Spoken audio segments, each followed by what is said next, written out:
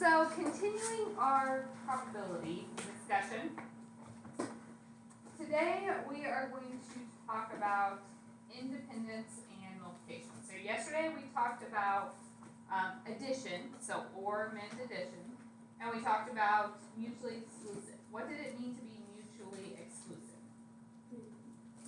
There is no overlap. Both things could not happen at the same time. All right, so first thing today, independent versus dependent.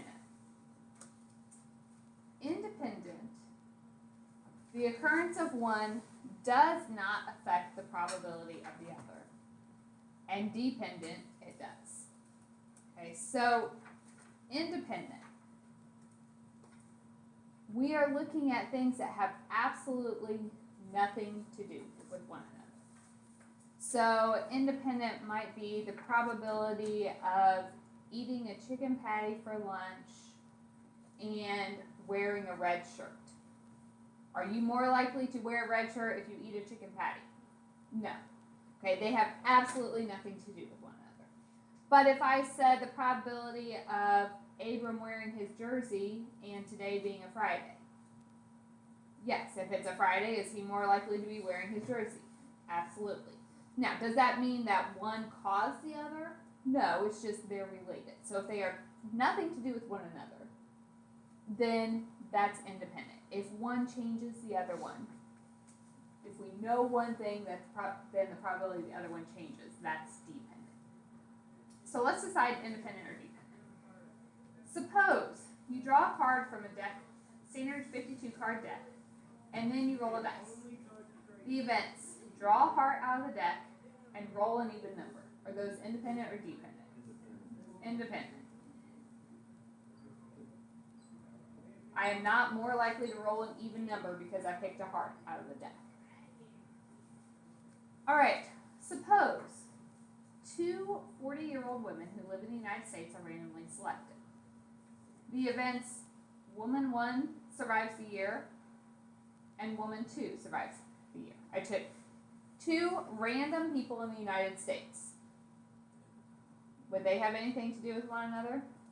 No, so that's independent.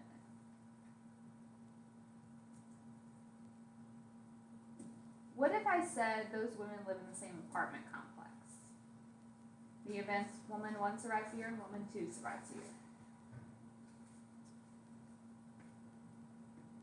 Could there be relationship? What if that apartment caught on fire? Would they be more likely to have the same outcome in that situation? Okay, because they live in the same place, if there was a disease outbreak, or if there was a fire, or an earthquake, or some kind of natural disaster, since they are in the same location, would they have different probabilities than if they were on different sides of the United States? So that would be dependent. Now, does that mean if one of them dies, the other one is going to? Absolutely not. But there can be a correspondence. All right, so our multiplication rule, just like everything else on the formula sheet, if they are independent and I want the probability of both happening, all I have to do is multiply their individual probabilities.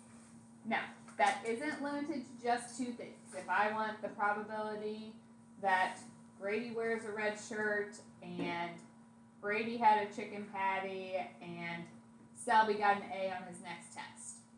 Okay, those are completely unrelated, so I could multiply those three probabilities together. Okay, so we can multiply as many as we need. And means multiply.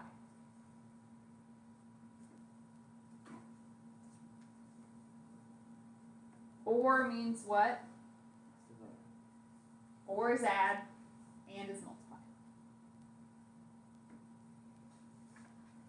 Alright, today we are only going to talk about the independent events. We'll talk about dependent on Monday because it is a little bit different. You know, if I wanted the probability of Abram wearing his jersey knowing that it's Friday, I can find the probability. If I tell you it's a Friday, does that change the odds that he's wearing his jersey? Yeah. So we would have to be able to account for that. So that's part we'll look at Monday. Today we're just talking about those independent events. So the probability that a randomly selected 60-year-old female will survive the year is 99.186%. What is the probability that 2 randomly selected 60-year-old females will survive the year? What would I do? Here's the probability of the first one. Here's the probability of the second one.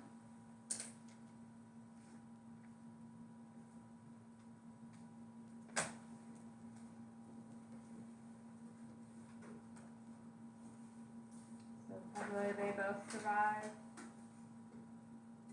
is 0.998.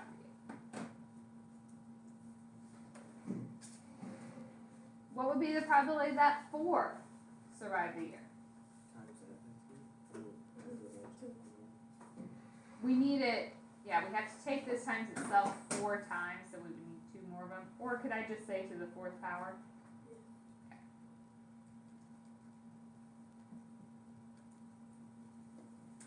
So we get 0.967.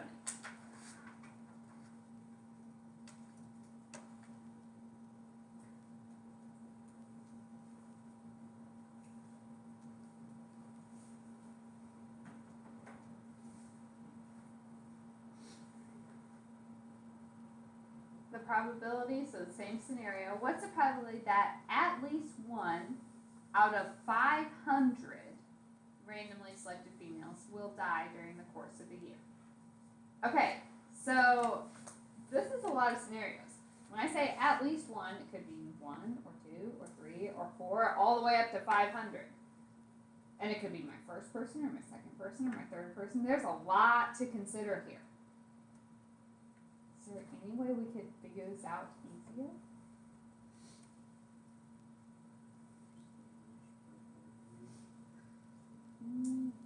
Can't do that. Well, okay. You're along the right line, so it won't get us to the final answer. We have to do something else. Can you tell me the probability that they all survive? How?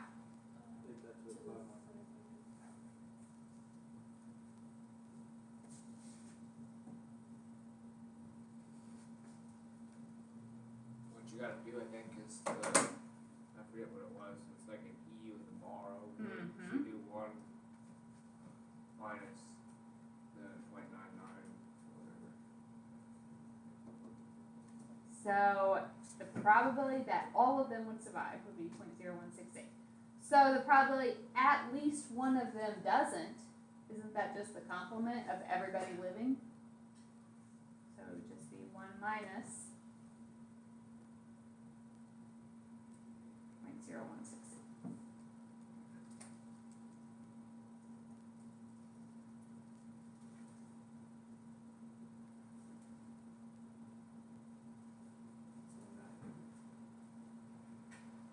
Does that make sense? So don't forget about complements. They can help you on some more complicated problems. So do you have to take it times the 500 power?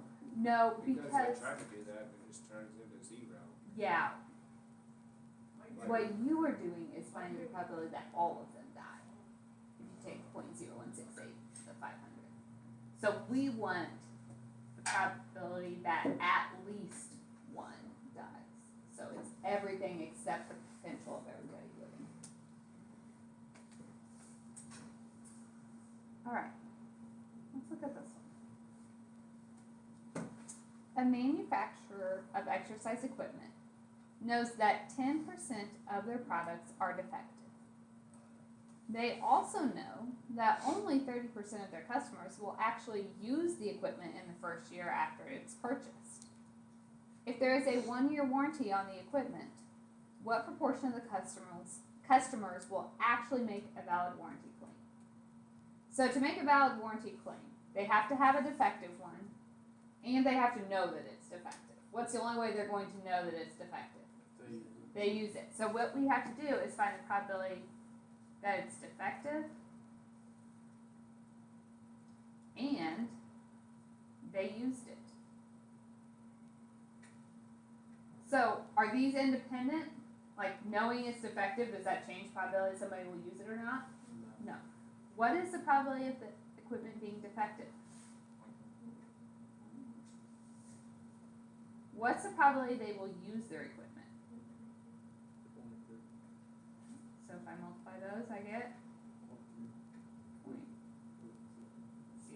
So they're only going to have to replace 3% of their equipment.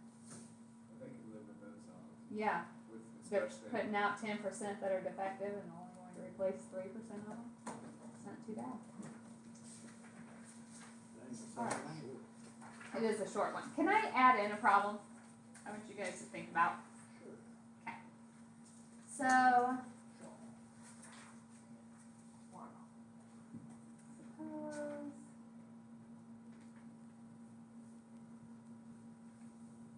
probability of, what do I want mine? I think probability of something. Hmm?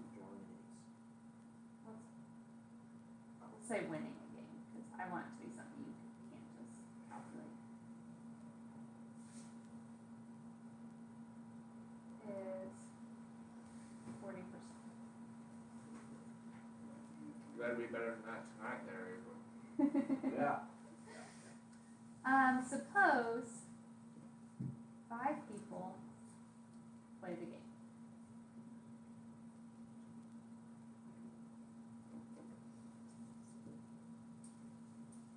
Find the probability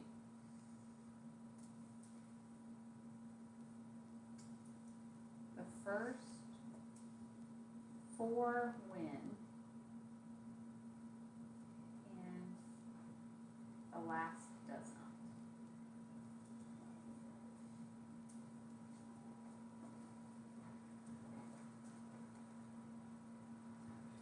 So what I'm asking you to find is the probability that the first one wins and the second one wins and the third one wins and the fourth one wins and the last one loses. Doesn't have to be in that order. Yes. What's the probability the first one wins? 0.4. And means multiply. What's the probability the second person wins? What's the probability the third one wins? The fourth one? 0.4. And the last one, what's the probability of losing? 46.